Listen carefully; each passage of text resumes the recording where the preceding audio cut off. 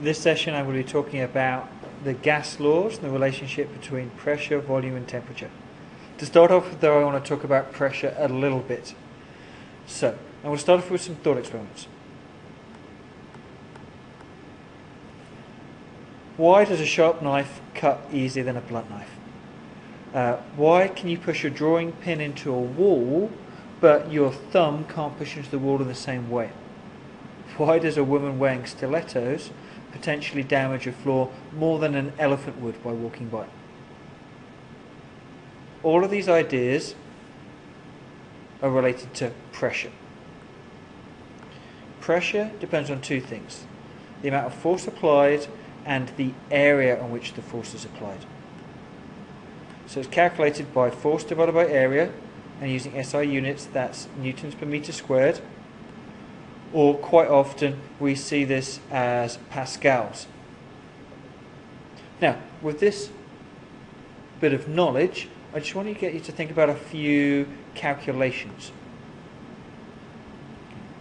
So what I'm going to do is I'm going to just wait a moment.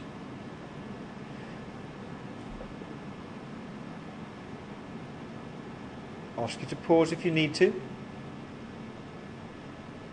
And now I'm going to think about the solutions to this.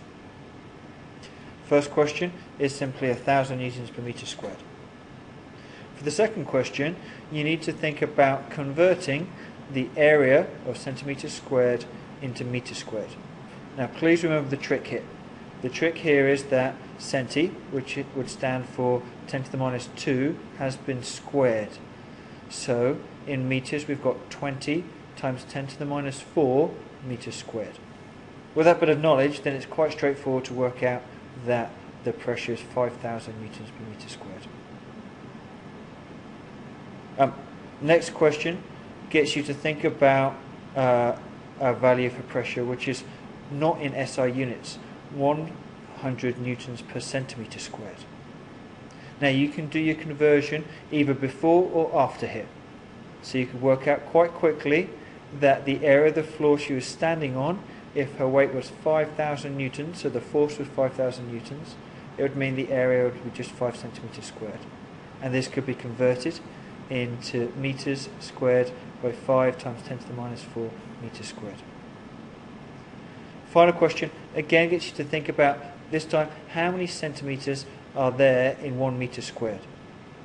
If you recognise this is 10,000, so 100 times 100, then quite quickly we realise that there's 10 newtons per centimetre squared, and that's the equivalent to 1 kilogram.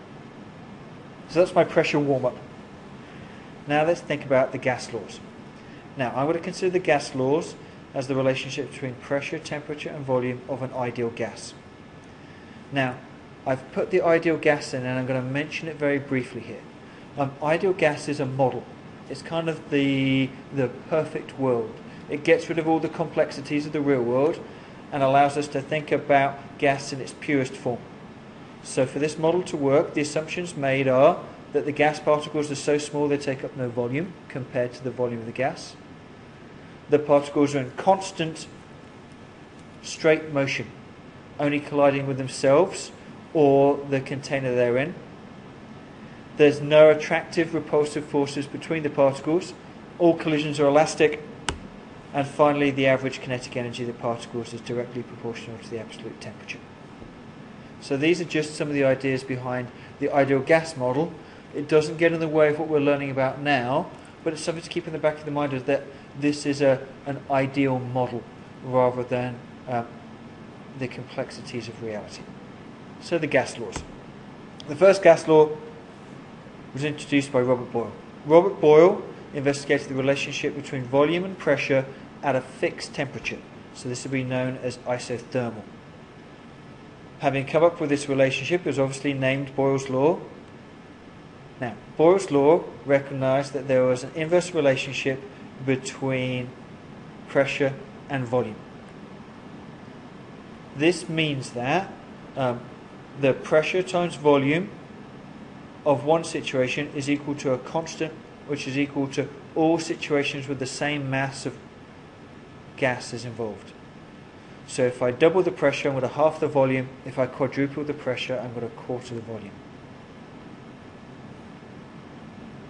Now, this idea means pressure times volume equals constant, also means that pressure equals constant divided by volume. And graphically this is quite useful. Recognizing that pressure is proportional to 1 divided by volume depending on this gradient, and this gradient has something to do with the constant factor. So it's something to do with the temperature which is involved as it happens. Thinking about Boyle's law, we can apply it to a question. Here I've got 250 centimeters cubed of ideal gas, and it's going to be compressed at a constant temperature from atmospheric pressure to 2000 kilopascals. Now, atmospheric pressure we normally take as 101 kilopascals. So I'm going to work out what the volume is. Now notice here I'm going to use the law of equivalence. Pressure times volume equals constant. So pressure 1 times volume 1 equals pressure 2 times volume 2. And then I can rearrange for volume 2 to give myself 126.25 centimeters cubed. The next law we're thinking about. This is Charles's law. Charles's law looks at the relationship between volume and temperature. So what happens to the volume as the temperature increases? Well, it expands and gets bigger. Charles recognized this by doing a series of measurements and then considered this graphically. And graphically this shows that if we're talking about an absolute temperature scale, at 0 degrees Kelvin, the volume of the gas should be equivalent to 0. Charles's law can be compressed down into this statement, but crucially, volume divided by temperature equals a constant, assuming we're saying at a constant pressure. This law can again to be used to make a calculation. Here I have a situation where I'm changing the volume and I've got to work out what the new temperature in Celsius is going to be.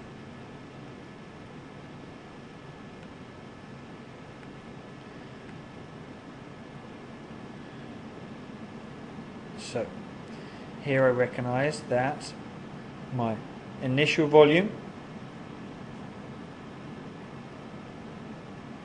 volume 1, my final volume, volume 2, I've got 20 plus 273, so I converted it into Kelvin.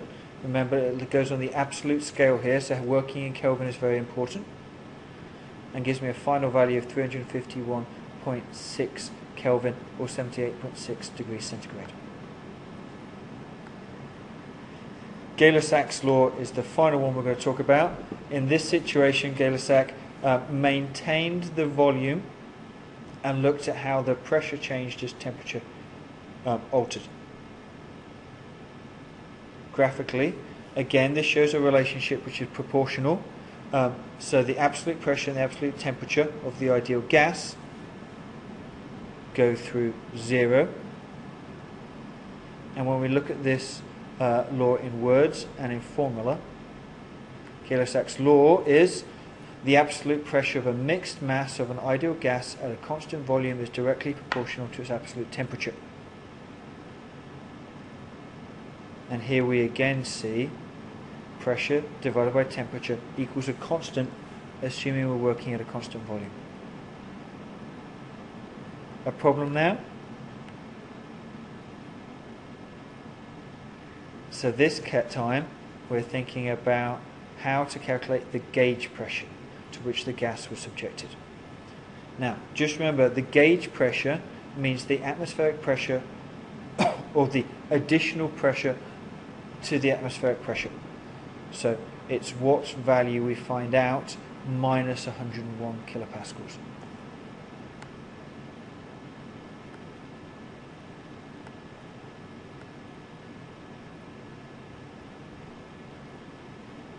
So we see 232 is the absolute pressure, but we've always got 101 kilopascals pressing down us as atmospheric pressure. So the gauge pressure, which had to be pumped up to in the first place, was 131 kilopascals. We've got 3 laws now. We'll try and combine these laws. So combining the gas laws means that I look at these laws of proportionality and I kind of put another feature into their constant, and I call that the number of moles of gas. So combining these values, pressure times volume equals the number of moles of gas times R, which is the universal constant, times temperature. I could also, as I've done before, think about pressure times volume divided by temperature equaling a constant. The constant, as we can see, is the number of moles times the universal gas constant, and that means that I can find out pressure, volume and temperature in one situation should be equivalent to the pressure times the volume divided by the temperature of the same gas in a different situation. I can use this knowledge now to make a couple of calculations. Calculate the volume of 1 mole of any ideal gas at standard temperature and pressure. So I've got 1 mole of gas, standard temperature and standard pressure.